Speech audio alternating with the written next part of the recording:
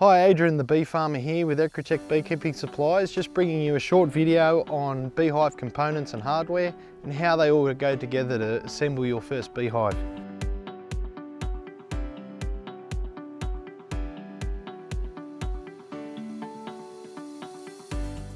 So we start off with what we call an Mlok Strap, which is basically the strap that goes around the beehive and locks together to hold everything together at the end. The importance of this is if you've got kids in the backyard kicking a soccer ball and it might knock the beehive or it falls off the stand, it won't bust open and bees come out everywhere. Again, livestock and things like that like to scratch against beehives and push them over and knock them open, so it keeps everything nice and tight and sealed together. The next part that I'd like to put down is your baseboard. Now this base here is the Ecrotek base. It's called the Hive Doctor Smart Bottom Board, the newer version, the newest one out, which is white, which is good for the sunlight, keeps it nice and cool. They've got built-in pest trays, which just slide in underneath, which work very, very well for small hive beetle, especially if you're on the Australian eastern coast where that is a problem. They've got two pest trays there that slide in and out. You can also take these right out on hot summer days, and it gives the bees more ventilation, allows them to keep the hive cooler. So it just sits down like that. They do have this as an option, which is your front entrance disc option. And the benefit of this is when you put it all together and you're starting a new colony, you can actually close off sections of the beehive so that the bees only have a small entrance to worry about and try to guard and protect as they're first starting to get established. Another good feature is when it's all assembled and together, you can actually close the hive off early in the morning, removing these pest trays, which allows you to then do garden maintenance around the hive. You might want to mow or whippersnip around the beehive. You can do that without bees being able to get out and worry about you.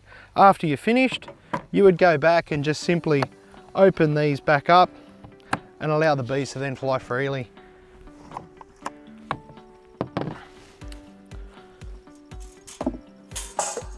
Our next component is obviously your brood box. Now a brood box is called a brood box because that's where the queen lays all the eggs and brood. They also store pollen, and the queen is down here. The bees are hatching out, you have young bees, everything. See, we've got the pre-wax frames in here, the Ecrotek pre-wax frames that the bees will draw out.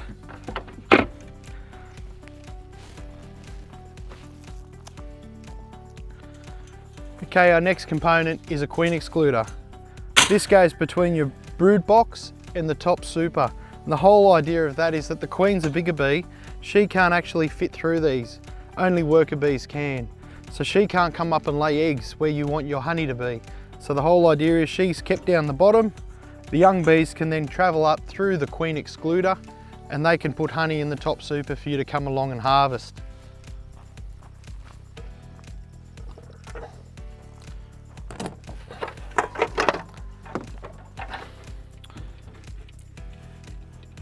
This is our super. That's where the bees can come and store honey.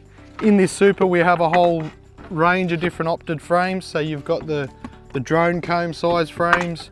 So they have bigger cells for more honey production, a slight increase in yield. You've got timber with a plastic insert that's pre-waxed, ready to go. The bees seem to like to draw them out.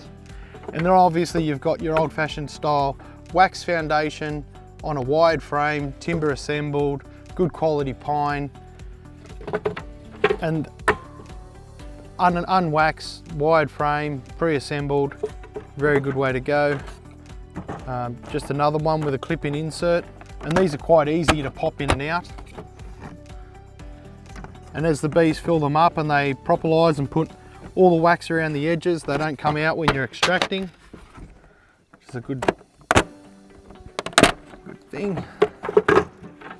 Okay, so that's our basic base, brood box, excluder, super with our hive strap.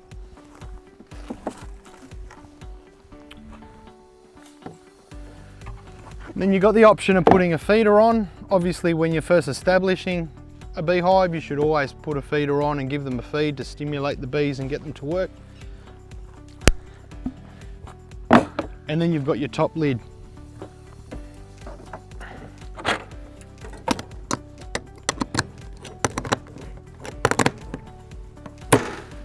Another option you have with these hives,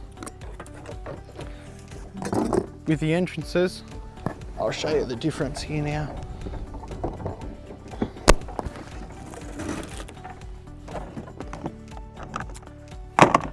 This is just your small reduced entrance, which would normally sit like this. And then that obviously flips over. If you want to close the hive off to do maintenance, or you may want to move the beehive a short distance, you can close it off and it leaves a ventilated area. And also you can put your traps in and out as you need.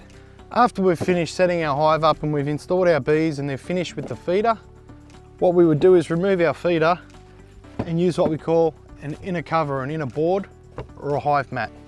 The whole idea of this is it goes between your top super and your lid, reduces the bees building burr comb in that area, which can make it hard during inspections. And then your lid just goes on top of that. Strap goes on that easy. Away we go, all good. Thanks for watching this video on the different components of a beehive. Be sure to subscribe to Ecrotek Beekeeping Supplies.